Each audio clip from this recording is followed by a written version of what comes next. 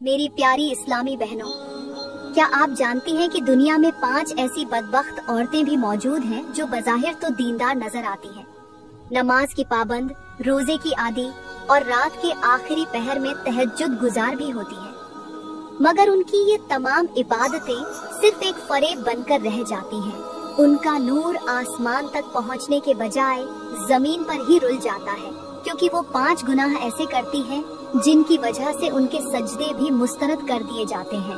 मेरी बहनों, हजरत मौला अली ने फरमाया कि ऐसी औरतों से कभी शादी न करना, क्योंकि उन पर हर टाइम अल्लाह की लानत बरसती रहती है, और जो शख्स उन औरतों के करीब होगा वो भी उस लानत की लपेट में आ जाएगा।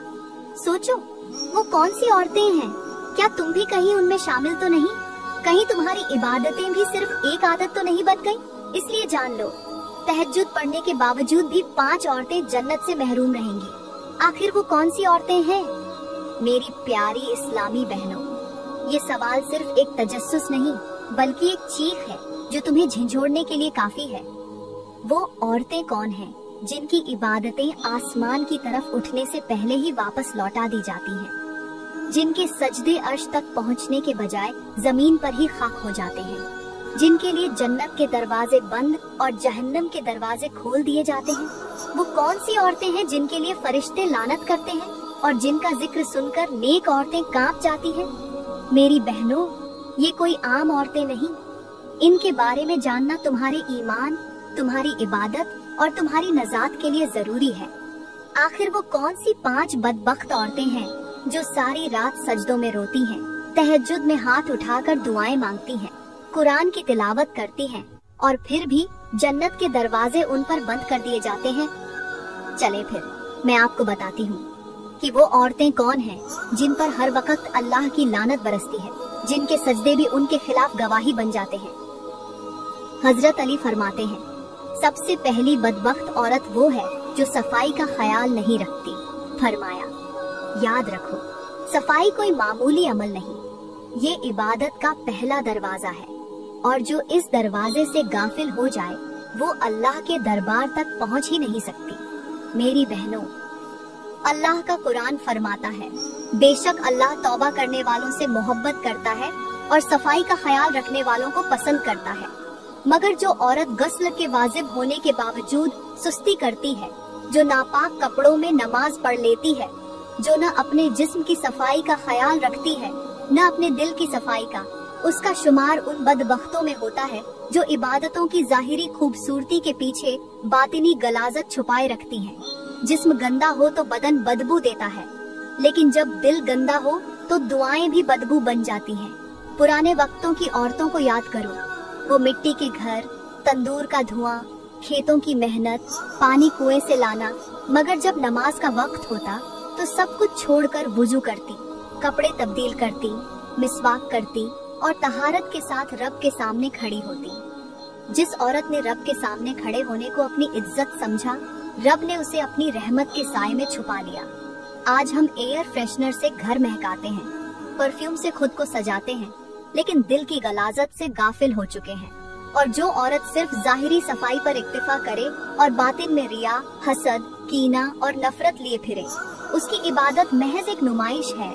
नमाज वही है जो दिल को पाक करे, वरना वो सिर्फ एक अदाकारी है, रब के दरबार में नामकबूल है। मेरी बहनों, हजरत अली फरमाते हैं कि नापाक औरत के हाथों का खाना बेबरकत हो जाता है, उसके बिस्तर पर बेसुकूनी बसेरा करती है, उसकी गोद में पलने वाली औलाद बेअदब हो जाती है और उसके शौहर का दिल उससे उकता जाता है। जिस औरत से पाकीज़गी रूठ जाए, उसके नसीब से रहमत भी रूठ जाती है। वो औरत जो तहारत से गाफिल है, जो दिल की सफाई से बेखबर है, जो गुस्ल में सुस्ती करे और नापाकी के साथ सजदा करे। सुन लो, वो न सिर्फ अपनी इबादत को छाया कर रही है, बल्कि अल्लाह की नाराजगी का दायमी शिकार भी बन रही है। कहते हैं कि एक मर्तबा हजरत मूसा अलैहिस्सलाम अपनी कौम के साथ शदीद कहत का सामना कर रहे थे। जमीन बंजर हो चुकी थी, आसमान से पानी का एक कतरा भी न गिरता था और लोग प्यास से बिलखने लगे थे।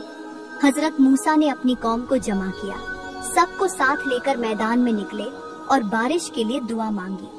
हाथ बुलंद थे, दिल झुके हुए, जुबानें रब के हुजूर इल्तिजाएं कर रही थी। मगर आसमान साकित रहा, बादलों ने हरकत न की, जमीन वैसे ही प्यासी रही। हजरत मूसा ने अर्ज किया, ऐ मेरे रब, तेरी रहमत तो समुंदर से ज्यादा वसीया है, फिर क्यों हमारी दुआ को रद्द कर दिया गया? अल्लाह ने मूसा से फरमाया, ऐ मूसा, तुम्हारी कौम में एक ऐसी औरत मौजूद है जिस पर मेरी लानत मुसलसल बरस रही है, और जब तक वो तुम्हारे दरमियान है, अल्लाह ने फरमाया, ऐ मूसा, मेरी रहमत अब नहीं उतरेगी।